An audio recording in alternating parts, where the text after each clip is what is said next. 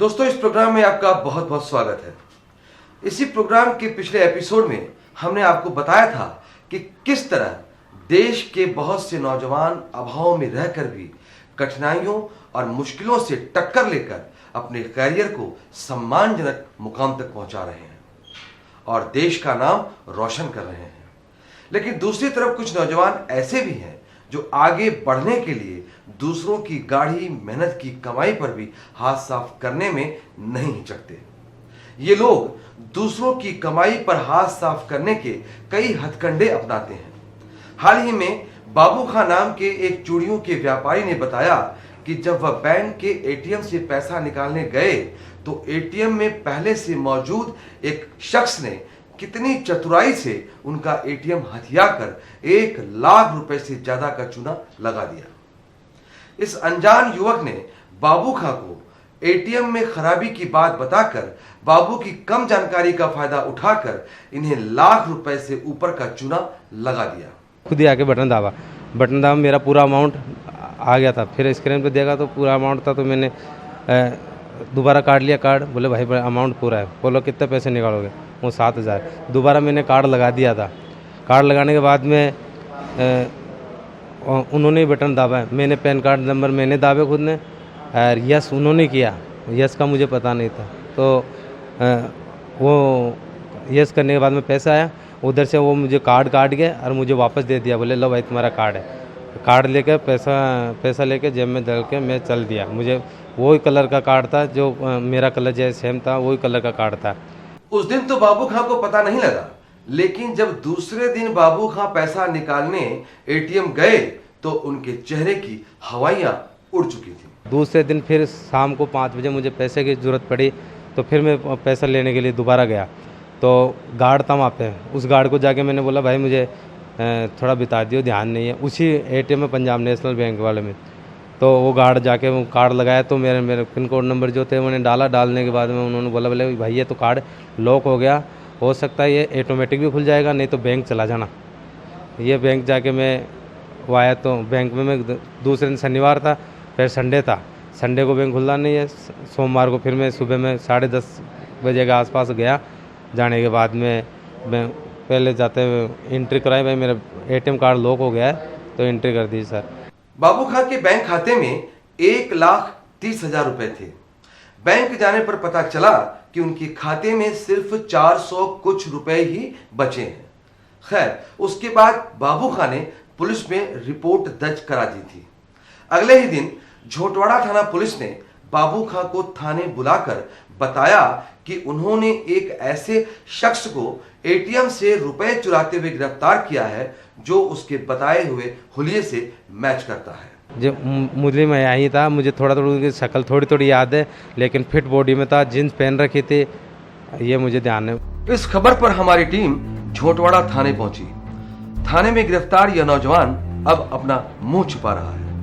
Camera face करने में इसे शर्म आ रही है।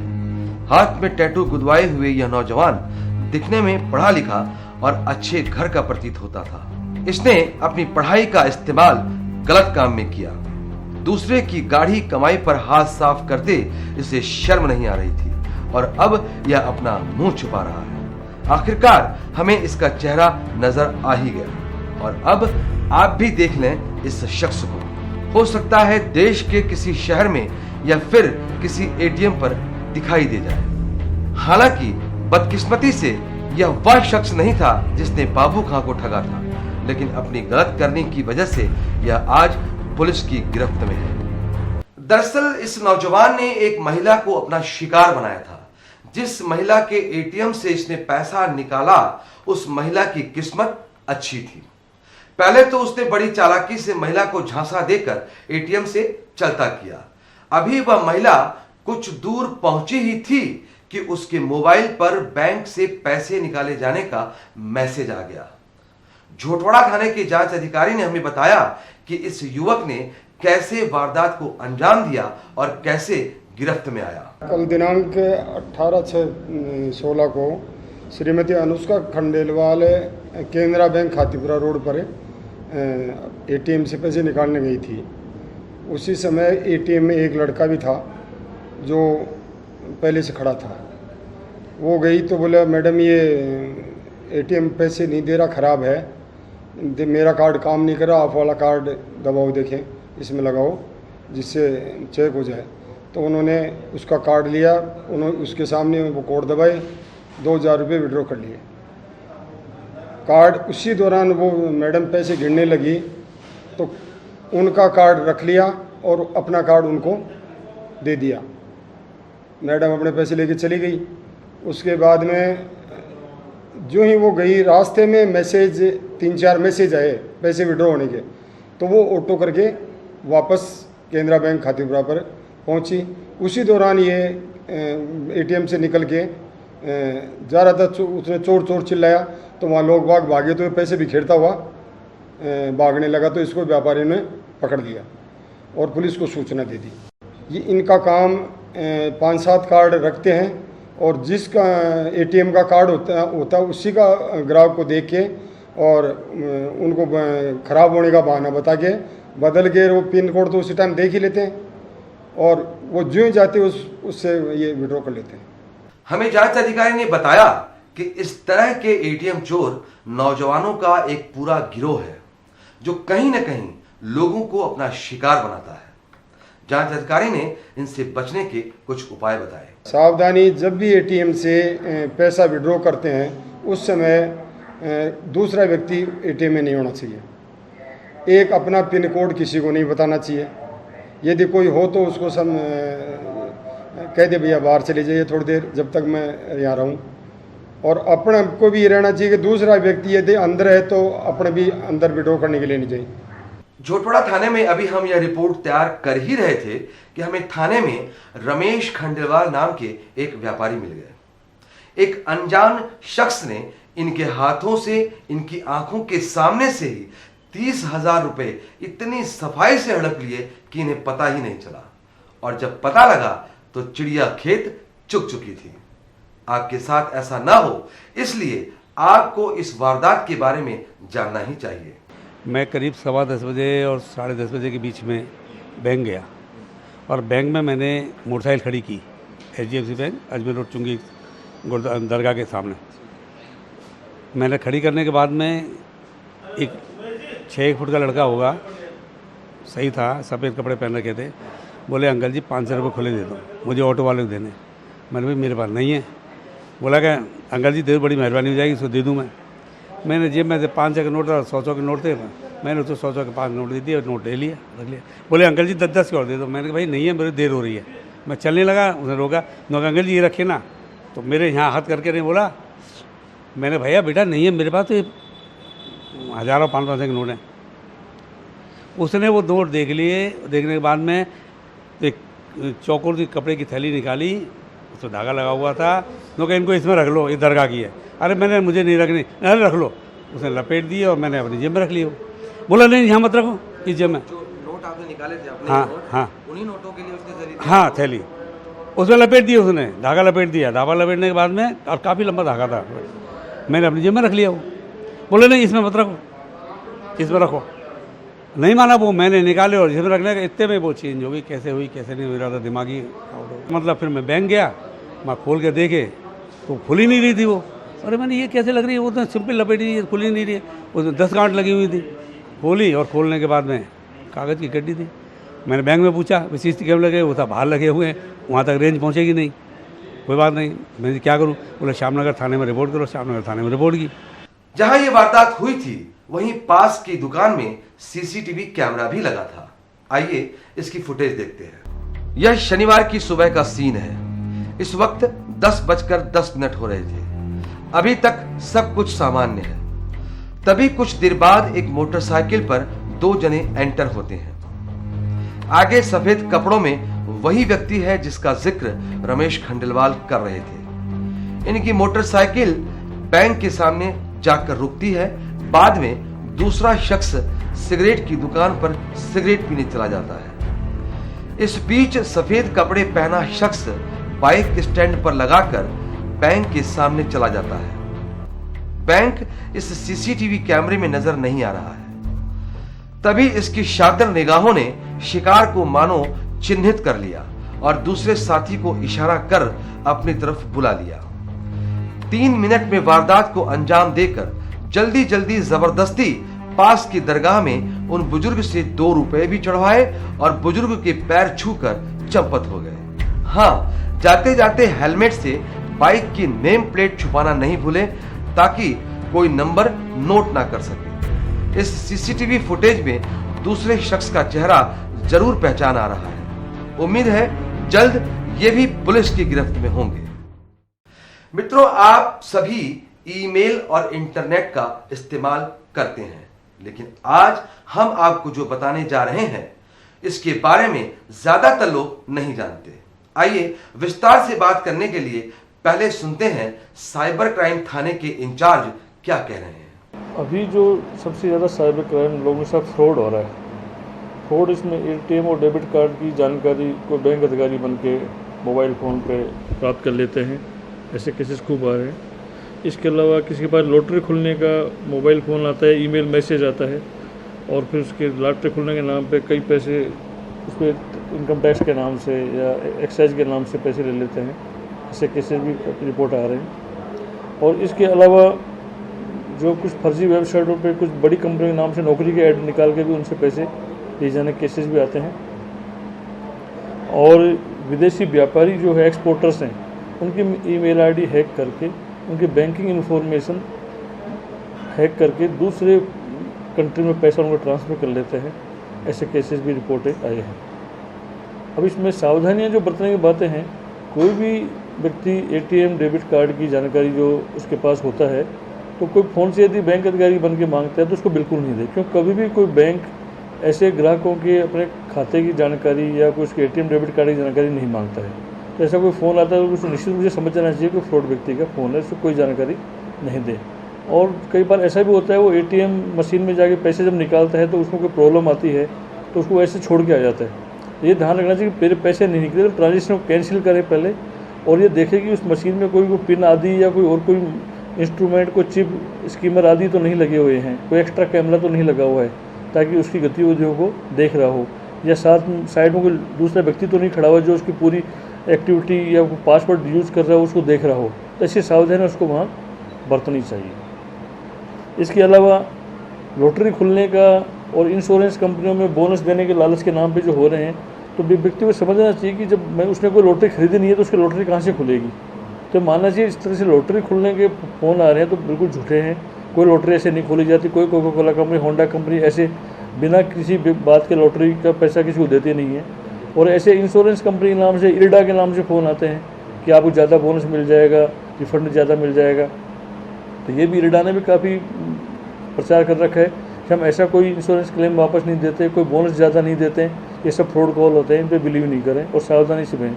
इस प्रकार लालच भी थोड़ा आदमी को इसमें धोखाधड़ी का शिकार होने में सहायता करता है। इस प्रकार की लालच से भी व्यक्ति को बचना चाहिए।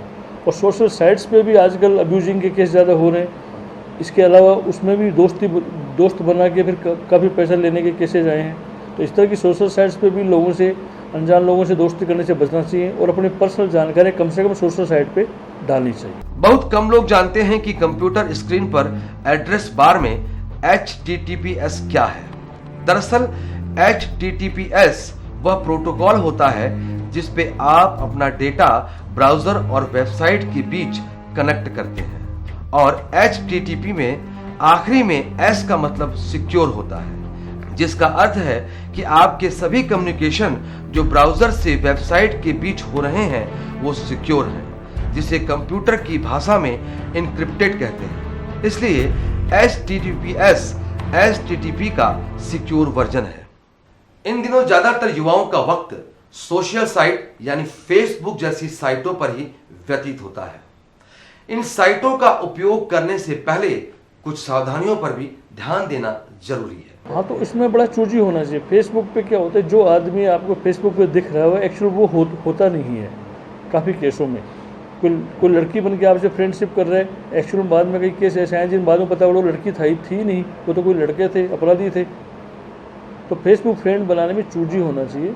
आप उन्हीं लोगों को फ्रेंडशिप रिक्वेस्ट एक्सेप्ट करें जिनको आप पर्सनली जानते हैं पहले से, और अनजान लोगों से कम फेसबुक फ्रेंड के नाम पर उनसे मिलने का प्रयास बिल्कुल नहीं करें। उनके द्वारा कोई लालच दिया जा रहा है, उनके द्वारा कोई आपसे पैसा मांगा जा रहा है, कोई प्रॉपर्टी मांगी जा रही है, तो इस तरह की बातों पर बिलीव नहीं करें। ठीक है। और अपने पासवर्ड की सेटिंग सुरक्षा जो फेसबुक वगैरह सोशल साइट से उसमें तो काफ़ी सिक्योरिटी सेटिंग्स आती हैं, उनको आप अनेबल करके रखें तो आप काफ़ी धोखाधड़ी या अब्यूजिंग के घटनाओं से बच सकते हैं। आइए आपको अब कुछ महत्वपूर्ण जानकारियों से अवगत कराते हैं। आज के मॉडर्न चोर गन से ज्यादा कंप्यूटर से चोरी करते हैं। अगर आपके पास मेल या मोबाइल कॉल पर कोई आपसे आपका पासवर्ड या यूजर नेम पूछे तो उत्तर ना दें। आने वाले कल के आतंकवादी बम से ज्यादा कीबोर्ड से तबाही मचा सकते हैं। ना दिखाई देने वाला क्रिमिनल दिखाई देने वाले क्रिमिनल से ज्यादा खतरनाक होता है। सावधानियां। ईमेल, चैटिंग, ऑनलाइन परचेजिंग के लिए आपको अपना पासवर्ड रखना चाहिए। भले ही आपको आपका पासवर्ड याद ना रहता हो तो लिख लें, लेकिन अपने करीबी दोस्तों को भी ना बताएं। आपका पासवर्ड जानने के लिए कंप्यूटर घुसपैठिए, ट्रायल एंड एरर या ब्रूट फोर्स टेक्निक का इस्तेमाल करते हैं। आपको अपने पासवर्ड में अल्ट्रा न्यूमेरिक कैरेक्टर्स और स्पेशल कैरेक्टर्स प्रयोग करना चाहिए। दोस्तों, ये कुछ छोटी छोटी सावधानियां हैं जिसे अपनाकर आप बड़ी बड़ी परेशानियों से बच सकते हैं। आइए आपको मिलाते हैं गोरखपुर के नटवर लाल से, जिसने देश के कई हिस्सों में एक नहीं, दो नहीं, बल्कि हजारों लोगों को चूना लगाकर 1000 करोड़ रुपए हड़प लिए और देश में कई चाय के बागान, रिसोर्ट और फार्म हाउस खरीदकर जल्द ही धन्ना सेठ बन गया। मिलिए एक नटवर लाल से। इन्हें रातों रात करोड़पति बनने का शौक है और इस शौक को इन्होंने पूरा भी कर लिया। 1000 करोड़ रुपए की प्रॉपर्टी खड़ी करके लोगों को उनकी जमा पूंजी पर अच्छा रिटर्न दिलाने का झांसा देकर उन्हीं के पैसों से 1000 करोड़ की प्रॉपर्टी का मालिक बन बैठा यह शख्स जयपुर के बगरू थाने के लॉकअप में बंद है। हमने जब इससे इसकी कंपनी के बारे में पूछा और लोगों का पैसा कैसे लौटाओगे ये पूछा तो इसने क्या कहा, सुनते हैं। पेमेंट डिले हो गया, जैसे कि हमारे मार्केट का भी प्रॉब्लम था, लिक्विडिटी नहीं थी, हमारे जो एसेट थे एसेट से हमारे मॉर्गेज या बिक नहीं पाए, जिसके वजह से पेमेंट में डिले हुआ। देखिए, सेबी के द्वारा हमारी प्रॉपर्टी मॉर्गेज की जा रही है, मॉर्गेज कर दी गई है और सेबी हमें बेचने का परमिशन दे देगा। हम प्रॉपर्टी बेच के सबका पैसा रिटर्न कर देंगे। लोगों के पैसे से ज़्यादा मेरे पास एसेट है। देखा आपने, लोगों की गाढ़ी कमाई से प्रॉपर्टी खरीद कर ये उस संपत्ति को भी स्वयं की बता रहा है। बगरू थाना पुलिस ने इसे कैसे अपने चंगुल में लिया, जानते हैं थाना इंचार्ज अनिल शर्मा से। जब अभियोग पंजीबद्ध होने के पश्चात ही हम लोगों ने इसकी तलाश जारी करी कि भाई ये कहाँ मिल सकता है। तो इसके जो मेन जिला है गोरखपुर, वहाँ से मालूम किया गया तो पता चला कि इसके यहाँ पानीपत में भी एक अभियोग पंजीबद्ध हुआ जहाँ ये गिरफ्तार हुआ था। फिर पता चला कि गुजरात में ये गिरफ्तार हुआ था। गुजरात हम जब इसको गिरफ्तार करने पहुँचे तो वहाँ से पता लगा इसको बांसवाड़ा पुलिस ले गई है। फिर जिसको बांसवाड़ा पुलिस के जरिए प्रोडक्शन वारंट हमने इसको गिरफ्तार किया है। आइए चलते हैं अगली रिपोर्ट की तरफ। इन्हीं दिनों सुभाष नगर थाना पुलिस ने एक ऐसे शातिर आरोपी को धर पकड़ा जिसने शहर के व्यापारियों को तो ठगा ही, साथ ही लालच देकर अपने इस पाप में कुछ भोले भाले लोगों को भी शामिल कर अपराधियों की लिस्ट में नाम दर्ज करा दिया। बिल्कुल साधारण सा दिखने वाला यह शख्स जयपुर के सफल व्यापारियों को 38 लाख रुपए की चपत लगा गया। इसने जमीनों का सौदा करने के लिए न सिर्फ जमीन के नकली कागजात तैयार किए बल्कि नकली किसान भी खड़े कर दिए। थोड़े से पैसों के लालच में रैगर समाज के ये युवा जगदीश के झांसे में आ गए। लेकिन दुख की बात तो ये कि 81 वर्ष के छीतरमल, जाति ब्राह्मण, तहसील चौमू, जिला जयपुर को भी विश्वास में लेकर जगदीश ने इनकी जिंदगी की शाम खराब कर दी। यूं गलती तो इन बुजुर्ग की भी है जो थोड़े से पैसों के लालच में यहां तक पहुंच गए। ये वर्ष 2013 की घटना है। एक जगदीश शर्मा नाम का व्यक्ति है जो जमारामगढ़ तहसील का रहने वाला है। इसने यहाँ हमारे इलाके में शराब कारपोरेट के व्यापारियों से 138 बीघा जमीन का एमओयू किया। एमओयू करने के बाद उसने करीब 11 काश्तकारों से एग्रीमेंट करवाया और करोड़ों की ज़मीन थी। 4,65,000 बीघा के हिसाब से इसने करके 11 काश्तकारों से एग्रीमेंट करवाया। वो जो 11 काश्तकार थे वो ओरिजिनल न होके और उनकी जगह फर्जी व्यक्ति खड़े करके उनका एग्रीमेंट करवा दिया गया। एग्रीमेंट के बाद में जब क्रेता वर्ग ने इनसे कहा कि वे ज़मीन की रजिस्ट्री कराओ, और जब काश्तकारों से कॉन्ट्रैक्ट किया, काश्तकारों ने बताया कि हमने तो कोई ज़मीन का बेचान ही नहीं किया, और ये जो एग्रीमेंट बने ये नाम हमारा लेकिन इसमें फ़ोटो हमारी नहीं है। फिर बाद में जब मुकदमा दर्ज करके तफ्तीश की गई और इसको जगदीश को अरेस्ट किया गया, उसके बाद में तथ्य सामने आए कि इसने जो एग्रीमेंट बनवाए वो सारे फर्जी व्यक्ति थे जो सब किराए पे लाए हुए थे, और इस तरह से इसने करके और करीब करोड़ों रुपए का इसने इनके वो धोखाधड़ी का चंपा लगा। पिछले एपिसोड में हमने बताया था कि हमारे देश में आज भी बहुत से युवा पैसा कमाने के लिए, सफल होने के लिए मेहनत और लगन का रास्ता अख्तियार करते हैं, लेकिन अपराध की राह से कमाए गए पैसे से स्थायी तरक्की नहीं मिलती है। परिणाम स्वरूप अपराध का सफरनामा सलाखों के पीछे जाकर ही खत्म होता है। कहते हैं अंत भला तो सब भला, लेकिन अपराधी का अंत बुरा ही होता है, चाहे वह एक आम इंसान हो या खास। चलते चलते आपको एक बात और बताना चाहते हैं कि लालच ना करें। दुनिया में अगर आपके पैसे को कोई दुगना कर सकता है तो वह आपकी मेहनत और ईमानदारी। किसी के झांसे में ना आए। इस मामले में सरकारी संस्थाओं और भारतीय कानून व्यवस्था पर भरोसा रखें। आज फिर इतना ही, लेकिन आप रहें सतर्क, क्योंकि सतर्कता में ही सुरक्षा है। जय हिंद।